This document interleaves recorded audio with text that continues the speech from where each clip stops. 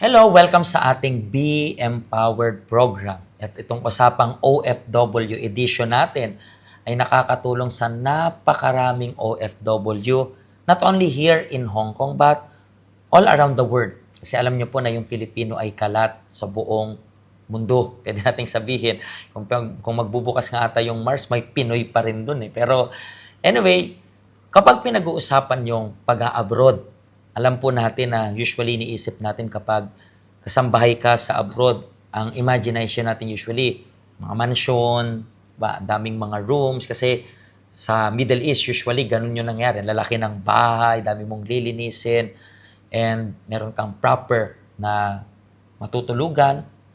Pero paano kung yan is akala mo lang? Sabi nga nila, di ba, maraming namamatay sa maling akala. At yan po yung mai-interview natin ngayon sa Be Empowered program.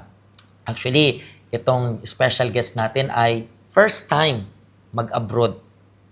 At syempre, alam natin lagi, expectation versus reality. Kasama po nating special guest natin. Ano pong pangalan ninyo? Marilyn po. Ma'am Marilyn. Taga saan po kayo sa Philippines? Taga Bohol po. Pero since nag-asawa, nasa Manila na po namin Sa Manila na kayo. And first time mo dito sa abroad, di ba? Yes po. Ang first time mo pa dito rin sa Hong Kong. Opo. And paano umabot sa punto na nag-decide ka, hindi, kailangan kong mag-work sa abroad? Kasi po, nung pandemic po kasi, isa ako sa mga nabayaran sa company. Mhm. So, nag-work po ako sa isang international company. And then, nung time na yon, nahirapan po ako maghanap ng work talaga. And Pero then, nag-work ka na sa Philippines Yes dati? po. Bago mag-pandemic, anong work mo sa Philippines? ano po, nasa office po, Mm. sa accounting department po sa isang international company. Wow. So, para pasukin yung mundo ng pagiging kasambahayan, Opo. laking adjustment yan. Sobra po. So, Gabi. yeah, imagine, sa office ka lang, sa office, di ba, parang nakaupo ka lang. Yes, maraming ginagawa, ang daming iniisip, ang daming inaalala. Pero may difficulties na maghanap ng work during pandemic. Yes po. So, nag-decide ka mag-abroad dito sa Hong Kong. Yes po. Bakit Hong Kong? Kasi po, yun po yung para sa lahat ng country, parang yun ang medyo mataas ang pasahod. So, sabi ko, dito ako sa Hong Kong. So, nag-research po ako. And then, yun nga, nanonood ako ng mga vlogs. And then, akala ko, kasi parang easy lang eh. So, ayun, akala ko, sabi ko, dito ako. So, ayun, isang buwan lang, na-hired ako agad-agad. And akala ko makakaalis din ako kaagad. Umabot pa po ng isang taon mahigit kasi wala pong flight. And then, ayun, napilitan po muna akong mag-apply sa ibang company na naman. So, natanggap din naman ako. Akala ko, magstay na ako doon kasi sabi ko ayoko nang mag-Hong Kong kasi masaya na ako. Pero nangyari na naman uli na yung nagiging status ng position ko ay nagiging floating. And then, ayun, parang sabi ko, baka Hong Kong talaga ang para sa akin. So, ayun, kaya nung time na yun na kinausap ako na magiging floating ka for 1 month, pero may sahod. Pero kasi, umabot na rin ng ilang weeks, so hindi na ako makapaghintay. Baka iniisip, puro negative na yung iniisip ko eh. So, sabi ko, tuloy ko na yung Hong Kong. And then one time, tumawag din yung Agency. agent na you have flight na on April 1. So, So sabi ko, Hong Kong pala talaga siguro ang akin para So, sa akin. pagpunta mo dito sa Hong Kong, anong ini-expect mo? Siyempre, ini-expect ko na kaya ko ang lahat. Pero hindi pala ganun kadali. Unang-una sa adjustment, nahirapan ako.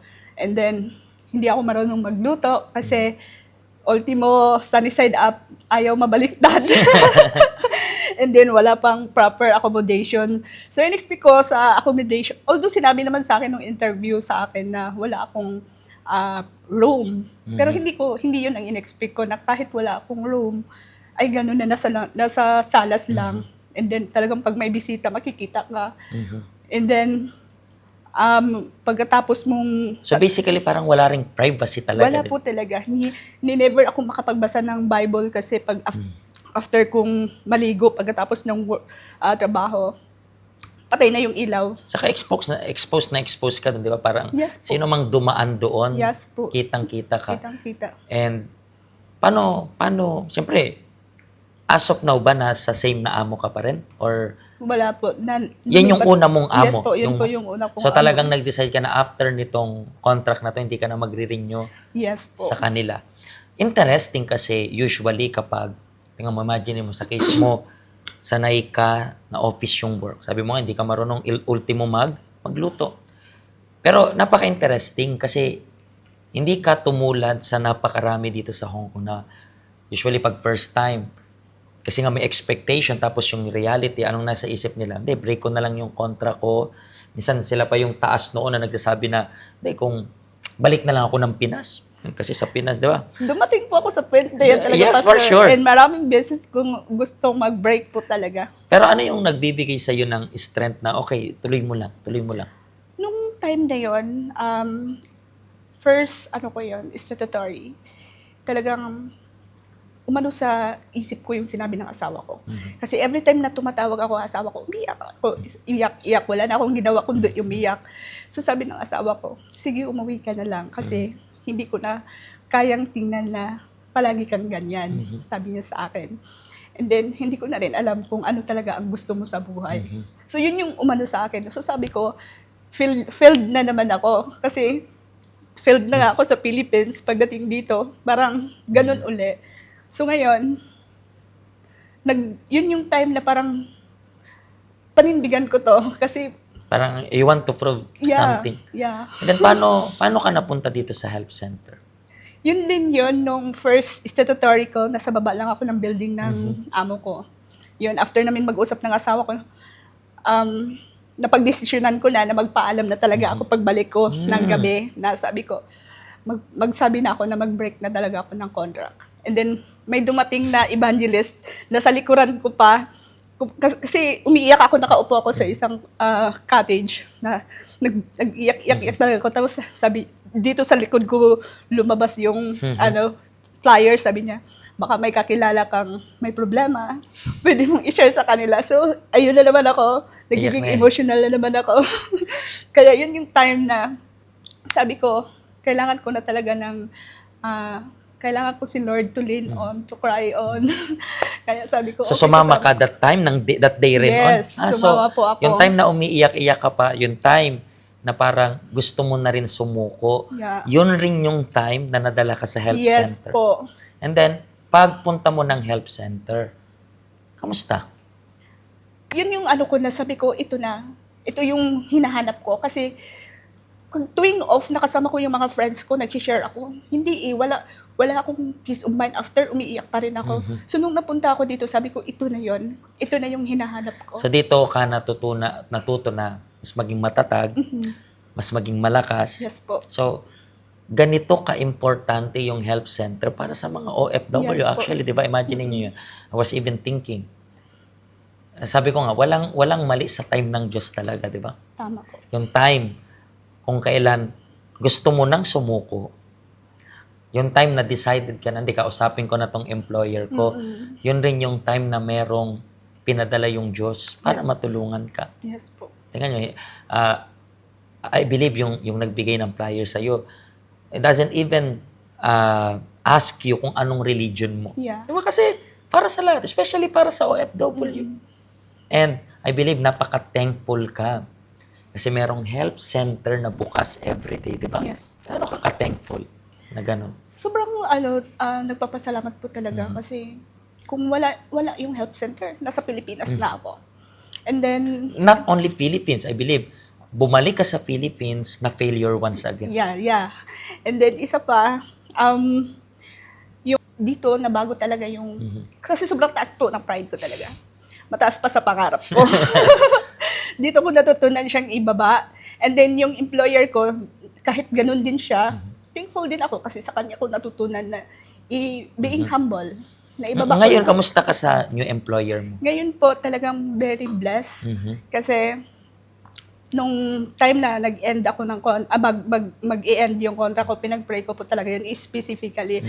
Kay Lord, gusto ko ng my own room kasi kailangan kong magbasa ng Bible, mag-meditate, At mga most read ko. especially yung privacy. Kailangan mo ng privacy. And then, ayoko nang nagluluto palagi. Lahat po talaga, Pastor, na hinihiling ko, Pinag-pray mo. binigay niya. And So- yung room ko talaga napakalaki na pwede ako magpagulong-gulong. That's the thing. Napaka-interesting kasi. Tingnan nyo, pag may masasandalan tayo na help center na Diyos, kaya niyang ibigay sa atin kung ano Yeah. yung nais natin. Yeah. At siguro po, nanonood ka sa amin as of now. And then nag-i-struggle ka po sa amo mo. Maybe you are in the same situation na situation niya before. You are even thinking, na I need to break my contract. This time, today, I gonna break my contract. But if you are watching this right now, may pag-asa pa po. Believe me, hindi problema yung amo. Minsan, numero unong problema tayo. Yung numero unong problema is kung paano tayo mag-isip, kung paano tayo mag-react sa mga situation. Maybe you're thinking, magbabago ako ng amo kasi magbabago yung sitwasyon. Believe me, kung hindi ka unang magbabago, kahit magbago ka pa ng amo, same pa rin yung magiging outcome. Bakit? Kasi you react the same thing. Hindi madali sa abroad. And maybe you are watching us right now and then you are planning to go abroad. You are thinking about mansion as well. Pwede mong mapagdaanan yung pinagdaanan niya. Wala kang privacy. Ready ka ba? Ready ka ba yan? Kasi kapag ready ka, dapat decided ka ano man yung pinagdadaanan mo. Naintindihan niyo po ba? That's the reason why nandito po yung help center namin para sabihin sa inyo, ang help center ay para sa inyong lahat. Ano man yung katayuan ninyo, ano man yung provinces ninyo, ang help center ay para sa inyong OFW. We even call this help center as tahanan ng OFW. Mga kaibigan, sa next episode natin, we are going to hear a lot of testimony about sa mga OFW na may pinagdaanan, pero yung pinagdaanan nila, isa ng kwento as of now. Pagpalain po kayo ng Panginoong Diyos. Hello, ako po si Pastor Joshua, dito po sa UCKJ Help Center, dito po sa Hong Kong. At yung mga napanood nyo pong testimony, ay mga testimony ng mga OFW dito sa Hong Kong. Pero I believe makaka-relate rin naman kahit nasaan po kayong bansa. Basta OFW. Ang help center po natin ay walang pinipiling religion. Base na rin po sa name, Health Center. Kung kailangan nyo po ng karagdagang information, nandito lang po sa baba lahat ng information na kailangan ninyo. Kontakin nyo lang po kami at magiging masaya po kami na matulungan ka, ma-assist ka, nasaan man po kayong bansa. Pagpalain po kayo ng Diyos.